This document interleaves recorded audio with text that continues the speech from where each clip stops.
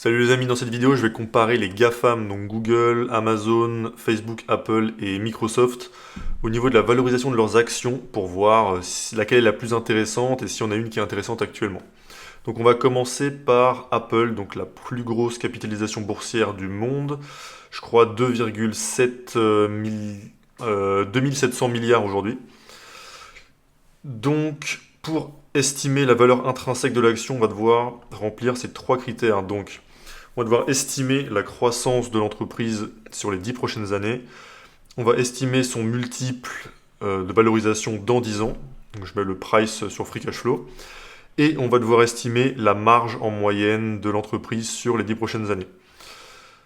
Alors bon, vu que ces 5 boîtes qui ont des tailles similaires, les chiffres que je vais mettre vont être assez similaires à chaque fois, sauf pour la marge en général. Donc croissance. L'année dernière, ils ont eu 7,8% de croissance. Sur les 5 dernières années, en moyenne 12%. Je vais mettre 6. En gros, ce que je me dis, c'est que l'économie américaine, en moyenne, elle croît de 4,3% par an, je crois, en moyenne historiquement. En plus, en ce moment, l'inflation a élevé et l'inflation fait partie de la croissance nominale de l'économie. Donc 6% en moyenne, ça me paraît assez conservateur. D'ailleurs, oui, toutes les hypothèses que je fais, c'est des hypothèses assez conservatrices. L'idée, c'est pas d'avoir des hypothèses précises, puisque déjà, c'est impossible d'avoir une estimation, enfin d'avoir une valorisation précise. Et en plus, ça sert à rien, puisque l'idée, c'est d'avoir une marge de sécurité pour soit pallier à une erreur d'analyse qu'on pourrait faire, ou bien pour, si on se trompe pas, voire même que la réalité se passe mieux que nos estimations, pour augmenter nos performances. Donc je vais mettre 6% de croissance en moyenne sur les 10 prochaines années. En multiple de valorisation dans 10 ans, je vais mettre 15. Vu que c'est déjà une boîte qui est énorme, 6%, ça nous amènerait quand même à un chiffre d'affaires de 700 milliards. Je me demande même si c'est pas beaucoup 6%. Enfin, aujourd'hui, ça paraît dur d'imaginer 700 milliards, mais qui sait. Free cash flow margin, donc 28%, mais avant on voit que c'était plutôt 25-26, donc je vais me mettre un peu en dessous pour prendre une marge de sécurité, on va mettre 24. Et voyons voir. Donc sachant qu'un ETF S&P 500 ou ETF World en moyenne ça fait 10% par an, on va regarder plutôt, moi je regarde en général à 13%. Donc là ce graphique il veut dire qu'en achetant l'action Apple à 82,49 dollars, on peut espérer une performance annuelle de 13% par an, en admettant que les hypothèses qu'on a fait avant sont vraies. Donc la réalité ça peut être moins bien, ça peut être mieux. Mais c'est pour ça qu'on fait des hypothèses assez pessimistes. Donc là, on voit que l'action, actuellement, elle est à 161 dollars. Et ouais, moi, elle m'intéresse pas. Elle m'intéresse pas en dessous de 80, honnêtement. Donc faudrait qu'elle perde à peu près 50%. Ça peut paraître impossible pour l'instant. Mais qui sait, c'est des choses qui arrivent. Donc, je vais noter là en dessous, Apple. Il faudrait moins 50%. Ensuite, on va passer à Google. Donc Google, on va changer légèrement les estimations. Donc sur la croissance, je vais laisser pareil, hein. Sur le price sur free cash flow, pareil, 15. Et pour la marge, par contre, on va mettre 20 ou 21. Allez, mettons 20. Et là, pour faire 13% par an, ce serait 62 dollars. Donc ça fait une baisse de quoi? C'est pas 50%, c'est peut-être 40%. Donc pour Google, pour que je sois intéressé, il faudrait une baisse de 40%. Ensuite, on va passer à Facebook, enfin Meta maintenant. Donc Meta, c'est un cas un peu différent, l'entreprise est quand même un peu plus petite. Google, je crois que c'est 280 milliards de chiffre d'affaires. Apple, c'est 360 milliards. Facebook, c'est 120 milliards. Donc c'est un peu plus petit, mais ils sont dans une situation peut-être un peu plus difficile. Donc, vu que je considère que l'un compense l'autre, je vais laisser 6% de croissance. Price sur free cash flow, pareil 15. Et free cash flow margin, là c'est un peu plus compliqué parce que l'année dernière ils ont eu 16%, mais ils investissent particulièrement plus en ce moment, c'est pas censé durer sur le long terme. Moyenne des 5 ans, 26%. Donc là, je vais aller regarder sur Macro Trend. Je vais mettre Meta Profit Margin pour avoir une idée un peu plus précise. Ouais, donc là, je mets la marge du free cash flow, mais en général, le free cash flow est assez proche des bénéfices nets pour ce genre d'entreprise. Donc ouais, je vais mettre 20%.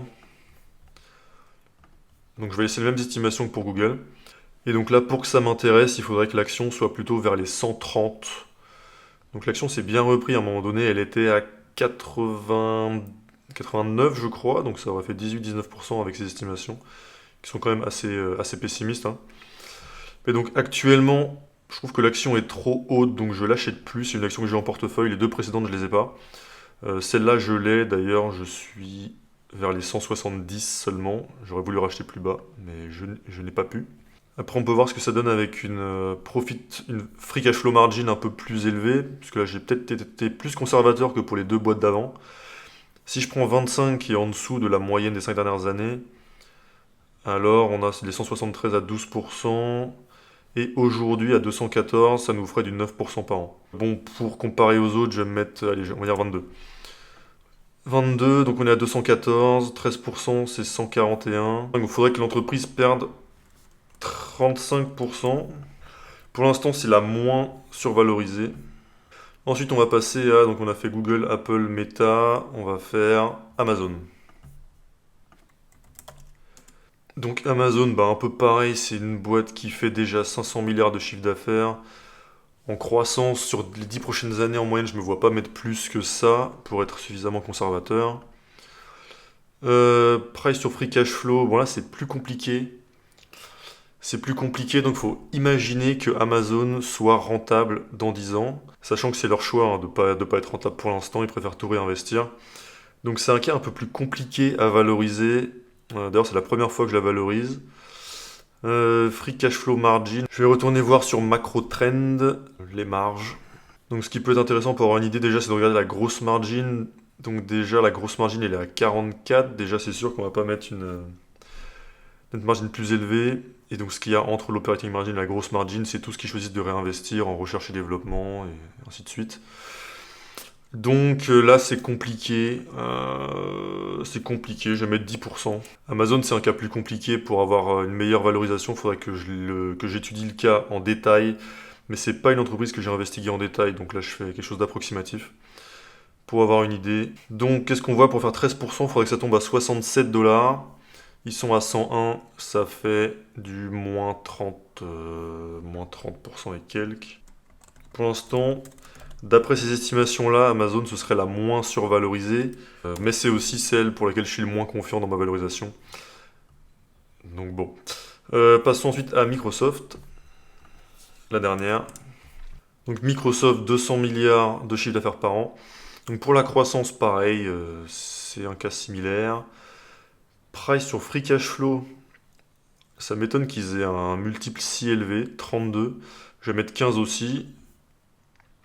Et free cash flow margin, je ne savais pas qu'ils avaient des marges aussi élevées. Je vais mettre 30%, donc un peu en dessous de ce qu'il y a eu précédemment. Alors que voit-on pour faire 13% par an? Il faudrait que l'action tombe à 113 $. C'est du moins combien? 113 divisé par 288.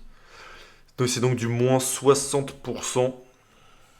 Donc quand on voit ça, on peut se dire qu'on va jamais acheter la moindre action. Mais il y a toujours des moments où sur certaines actions, la mentalité est hyper pessimiste, les gens deviennent complètement fous, se mettent à tout vendre. C'est là que ça ouvre des opportunités. Par exemple, quand Meta était à 90 $, même un peu plus haut, hein, même vers les 100, 130, 150, c'était une super opportunité, je pense. Donc pour l'instant, je suis dans l'attente de ce genre d'opportunité et je n'investis pas sur les GAFAM.